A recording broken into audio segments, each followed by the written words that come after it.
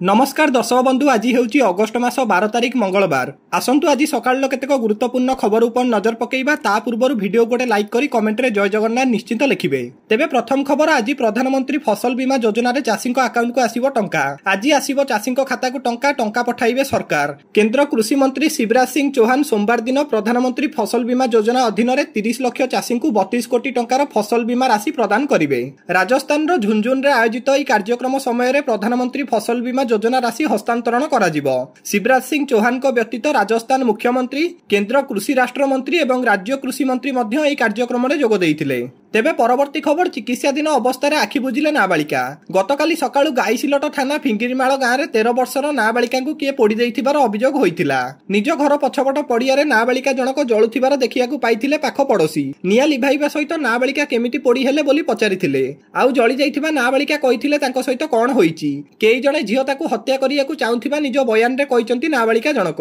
अष्टम श्रेणी रे पढुथिबा 13 वर्षीय नाबालिका पोड़ी को नै एबे सारा राज्य रे चांचल्य खेली जाइछि। नाबालिका झियो को किए जाली देला ना से निजे पोड़ी होइचंती ता वर्तमान सुधा स्पष्ट होई पारि नाही। तेबे आज तांकर मृत्यु होइछि। तेबे परवर्ती खबर राजस्व मंत्री सुरेश पूजारी को बड़ सूचना। प्राकृतिक विपर्यय जोगु जेउ मानकर जमी हराइचंती सेमानकु जमी देबे सरकार। एनै खूब शीघ्र सबु जिलापाल मानकु मगाजिबो रिपोर्ट। जमी हराइथिबा बदलले जमी मिलिबो। नियाली रे 82 मसियारु एही समस्या नजर को आसीछि। नियाली सह बडंबारे भी बन्या समय रे नदी तार गतिपथ बदलैयारु गुडाई लोकंकर जमी हराइचंती। सेमानकर जमी नदी भितरकु पळाइछि। तेणु एनै निष्पत्ति होइछि जिल्लापाल मानक रिपोर्ट आसिया परे निष्पत्ति नियाजिबो। तेबे परवर्ती खबर कोरोना परे यूरोपीय एवं अमेरिका रे मुंड टेकिलाणी आउ एक भूताणु। यूरोप रो विभिन्न राष्ट्र सहित अमेरिका रे मुंड टेकिछि वेस्ट 9 भाइरस। चलित वर्ष एपर्यंत एही भूताणु रे इटाली प्राय 30 रु ऊर्ध्व आक्रांत चिन्हट होई सारलेणी। अमेरिका रे मध्य 12 रु अधिक लोक एथिरे संक्रमित हेबार जणा पड़िछि। सेमानक मध्यरु किछि गुरुतर स्नायुगत समस्यार सम्मुखीन मध्य हेउचंती। एहा व्यतीत यूक्रेन एवं अन्यान्य यूरोपीय देश गुड़िकर मध्य भाइरस रो मामला रिपोर्ट होईछि। एही संख्या गुड़िक दर्शाउ जे भाइरस धीरे धीरे विश्वर समस्त स्तर रे व्यापियाल लागिछि। तथापि भारत में भाइरस विपद एवं कम रही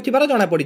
तेबे परवर्ती खबर साधारण लोकंक समस्या शुणुचंती मुख्यमंत्री। अभियोग शुणानी प्रकोष्ठ रे लोक मानकु सीधासळख भेटी आलोचना करचंती मुख्यमंत्री। राज्यर विभिन्न स्थानरु 1000 लोक पंजीकरण करचंती। निज निजर समस्या को नहीं विभिन्न जिल्लारु लोक आसी राजधानी में पहुंचीचंती। मुख्यमंत्री मोहन माझीक समेत विभिन्न विभागर मंत्री एवं सचिव माने अभियोग शुणानी बेले उपस्थित रहिचंती। राज्य रे नुआ सरकार आसिया परठु प्रति सोमवार मुख्यमंत्री साधारण लोकंक अभियोग शुणुचंती। अन्य दिन स्पॉट समस्यार समाधान करुचंती। गुरुतर रोगी जो माने दारिद्र्य जोगु चिकित्सार वंचित हेउचंती सेमानकु मुख्यमंत्री आर्थिक सहायता प्रदान करुचंती। जेउ मानकर चाकरी क्षेत्र रे किबा पेंशन पाइबारे विलंब हेउची सेमानकर समस्या को त्वरित भाबे समाधान करा जाउची। तेबे परवर्ती खबर ओटीईटी प्रश्नपत्र लीक घटना बाहरिबो केलेंकारी सत। ओटीईटी प्रश्नपत्र लीक घटना रे आजिठु रिमांड। बोर्ड कर्मचारी जितन महाराणा और रायगड़ा जिलार अवसरप्राप्त शिक्षक विजय मिश्रंकर 2 दिनिया रिमांड आरंभ होईछि। आज और आसंता काली सेमानकु जेरा कराजिबो। एहा परे कोर्ट रे उभय को हाजर करिबो क्राइम ब्रांच। प्रश्नपत्र लीक घटना रे वर्तमान सुधा बोर्ड उपसभापति निहार महांती समेत 8 जन को गिरफ करिछि क्राइम ब्रांच। सेमानक मध्यरु जितन महाराणा एवं विजय मिश्रंक भूमिका सक्रिय रहिथिला। उभयक मध्यरे प्रश्नपत्र लीक को नै आर्थिक कारोबार होइथिबार मध्य प्रमाण पाइछि क्राइम ब्रांच। 2 दिनिया रिमांड अवधि बेले एनै क्राइम ब्रांच अधिकारी अधिक पचराउचरा करिवे। तेबे परवर्ती खबर राज्य रे झड़ पवन सह वर्षा संभावना। ट्रप लाइन प्रभाव रे राज्य रे झड़ पवन सहित वर्षा संभावना। एनै 26 जिला को येलो अलर्ट जारी करिछि आंचलिक पाणीपाग केन्द्र। एही सब जिल्ला रे बिजुली घड़घड़ी सहित हालुकारू मध्यम धरणर वर्षा हेबार संभावना रहिछि। घंटा प्रति 30 रु 40 किलोमीटर बेगरे पवन बहिबा नै मध्य सतर्क करा जाइछि। आजि ठारू राज्य रे बढ़िबो वर्षार परिमाण 13 तारिख बेलकु पवन बेग अधिक जोगु समुद्र अशांत रहिबो। तेणु एही समय रे समुद्र भितरकु न जिबाकु मत्स्यजीवी मानकु बारण करा जाइछि। 13 तारिख रे ही लघुचाप क्षेत्र दक्षिण ओडिशा तथा संलग्न अंचल में सृष्टि हेबार संभावना थिबा बेले आसंता 17 तारिख पर्यंत भारी वर्षा हेबार संभावना रहिछि। तेबे परवर्ती खबर आसिला 5 जिल्लार बन्या क्षयक्षति रिपोर्ट। केन्दुझर, बालेश्वर, मयूरभंज, जाजपुर, भद्रकर रिपोर्ट सरकार को हस्तगत होइछि। बालेश्वर पई 2 कोटी 1,14,976 टंका प्रदान करा जाइथिया बेले जाजपुर पई 3 कोटी 45,93,290 टंका दिया जाइछि। मयूरभंज पई 67,48,148 टंका प्रदान करा जाइथिया बेले भद्रक पई 51,31,820 टंका एवं केन्दुझर पई 2,91,000 टंका प्रदान करा जाइछि। तेबे परवर्ती खबर संसद रे आगत हैला संशोधित आयकर बिल 2025। अर्थमंत्री निर्मला सीतारामन सोमवार लोकसभा रे संशोधित आयकर बिल उपस्थापन करिसंती। ଏହି ନୂତନ ବିଲ୍ରେ ସାଂସଦ ବୈଜୟନ୍ତ ପଣ୍ଡାଙ୍କ ଅଧ୍ୟକ୍ଷତାରେ ଗଠିତ ହୋଇଥିବା ସିଲେକ୍ଟ କମିଟି ଅଧିକାଂଶ ସୁପାରିଶର ଅନ୍ତର୍ଭୁକ୍ତ ରହିଛି। ଗତ ସପ୍ତାହରେ ସରକାର ଆୟକର ବିଲ୍ 2025 ପ୍ରତ୍ୟାହାର କରିବା ପାଇଁ ନିଷ୍ପତ୍ତି ନେବା ପରେ ଏହି ପଦକ୍ଷେପ ନିଆଯାଇଛି।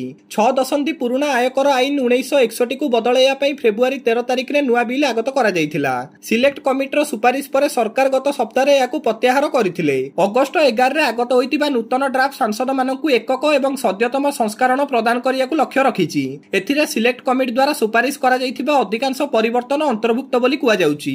ବିଲ୍ ପ୍ରତ୍ୟାହାର ଏବଂ ସଂସଦରେ ଏକ ନୂତନ ବିଲ୍ ଆଗତ କରିବା ବିଷୟରେ ଆଲୋଚନା କରି ଅର୍ଥମନ୍ତ୍ରୀ କହିଛନ୍ତି ଯେ ଦ୍ୱନ୍ଦ୍ୱ ଏଡ଼ାଇବା ପାଇଁ ପୂର୍ବ ବିଲ୍କୁ ପ୍ରତ୍ୟାହାର କରାଯାଇଛି ଏବଂ ନୂତନ ଡ୍ରାଫ୍ଟ 1961 ଆଇନକୁ ବଦଳାଇବା ପାଇଁ ଆଧାର ଭାବେ କାର୍ଯ୍ୟ କରିବ। ତେବେ ପରବର୍ତ୍ତୀ ଖବର ପୁଣି ଭାରତ ପାକିସ୍ତାନ ମୁହାଁମୁହିଁ। ଆଜିଠୁ ଭାରତ ଏବଂ ପାକିସ୍ତାନ ମଧ୍ୟରେ ପୁଣି ହେବ ଲଢ଼େଇ। ଅପରେସନ ସିନ୍ଦୁରର 3 ମାସ ପରେ ପୁଣି ଦୁଇ ଦେଶ ହେବେ ମୁହାଁମୁହିଁ। ପରସ୍ପରକୁ ତାଗତ ଦେଖାଇବେ ଉଭୟ ଦେଶର ନୌସେନା। ଏହା କୌଣସି ଯୁଦ୍ଧ ନୁହେଁ ବରଂ ମଝି ସମୁଦ୍ରରେ ଶକ୍ତି ପ୍ରଦର୍ଶନର ଲଢ଼େଇ। ଭିନ୍ନ ଭିନ୍ନ ସମରାଭ୍ୟାସ କରିବେ ଭାରତ ଏବଂ ପାକିସ୍ତାନର ନୌସେନା।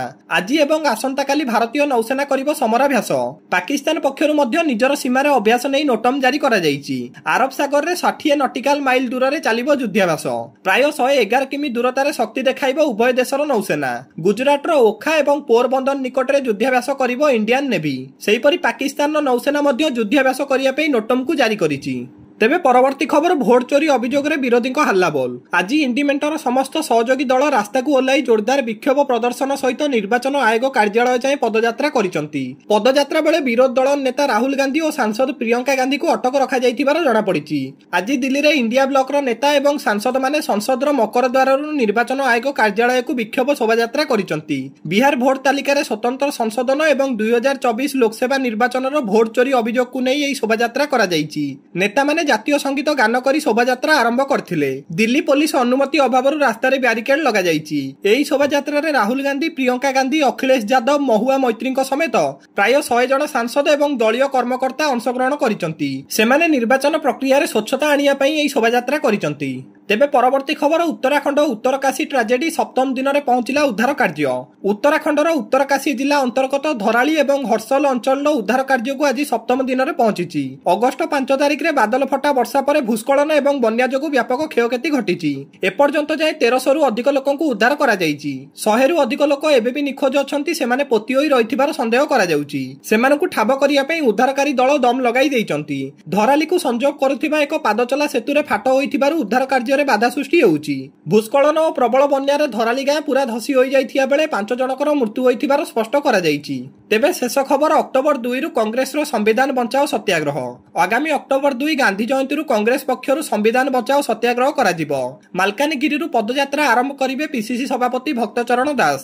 ଏହି ପଦଯାତ୍ରାରେ 147 ନିର୍ବାଚନ ମଣ୍ଡଳୀ ବୁଲିବେ ପିସିସି ସଭାପତି। ଏହି ସତ୍ୟାଗ୍ରହ ଯାତ୍ରାରେ ଏଆଇସିସି ନେତାମାନେ ସାମିଲ ହେବେ ବୋଲି ଜଣାପଡୁଛି। ଦର୍ଶକ ବନ୍ଧୁ, ପ୍ରତିଦିନ ଗୁରୁତ୍ୱପୂର୍ଣ୍ଣ ଖବର ଜାଣିବା ପାଇଁ ଆମ ଚ୍ୟାନେଲକୁ ନିଶ୍ଚିତ ସବସ୍କ୍ରାଇବ କରନ୍ତୁ। ଜୟ ଜଗନ୍ନାଥ, ଧନ୍ୟବାଦ।